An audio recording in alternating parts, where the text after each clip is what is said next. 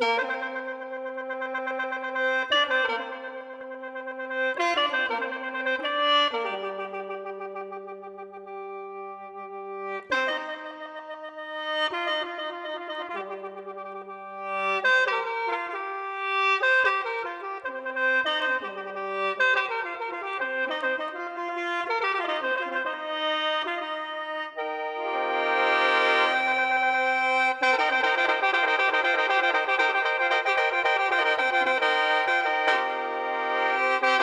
าวหัวใจย้ำลมตอง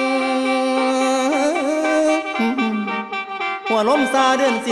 12เป็นมาฟ้องอีหยังนอหรือว่าสายลมซอมาสุนกายแต่ละครั้งจังเย็นจอยเข้าใส่ใจเดนอละหูเหตุผลว่าสายลมเป็นห่วงอ้ายอยากบอกข่าวสาวคนไกลว่ามีไผเข้ามาแห้งถือเป็นแสงบนทางโค้งละอายจนงงมือเจ้าโทรมาเว้าว่าจบกันน้อเฮาฟังคำเว้าเจ้าง่ายๆลานางเอ้ยอายแปรลมแปรตายกินสุราอาบน้ำเหล้าผู้ใดเว้าบ่ได้ยินความว่างพังขาดสิ้นเหลือแต่กลิ่นความเจ็บความหนาวเหน็บในหัวใจเป็นเพิงไฟบ่พอช่วยสาวคนสวยเจ้าลืมอายน้องหักพี่อีหลีได้ยังจำได้เบากับพี่ลานางเอ้ยสัญญาไว้ว่าเดือน4สิหาเงินมาแต่งน้องของคำพร้อมซอยใส่คอละสิ่งบ่ฝันอายก็พอเวลาเปลี่ยนใจคนตามมีคน3เข้ามาแทนเอิ้นว่าแฟนนอแทนอายเบิดความหมายแล้วบ่ชายคนนี้สิโทษว่าบุญบ่มีดอกเด้ออายบ่โทษเพิ่นลา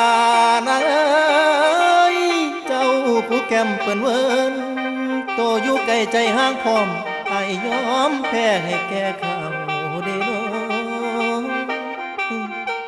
บ่มีคำสิเว้านั่งกอดเขามันเหงาจี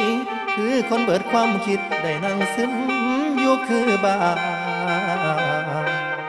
หยดน้ำตาลูกผู้ชายมาไล่ย้อยอ้ายบ่ได้สมอยแต่มันกลั้นไว้บ่อยู่ลานางเอ้ยคนที่หมายเป็นไผปูอ้ายคิดน้ำตั้งแต่เจ้าบ่มีเจ้าคิดต่อไผเด้น้อละคนที่แม่นแฟนบักอายพ่อผู้ไม่ใจเลยเกวเสียได้เด้คนสุดหักบัดห่างไกลเจ้าลืมอายเพิ่งเข้าใจหูว่าสายลมฟองมาส่งข่าวเรื่องความมองว่านางน้องนั้นลืมพี่ลานางเอ้ยลืมอายแล้วอีนีคนเบิดหวังแทบสิลมสายลมฟองน้องเปลี่ยนใจ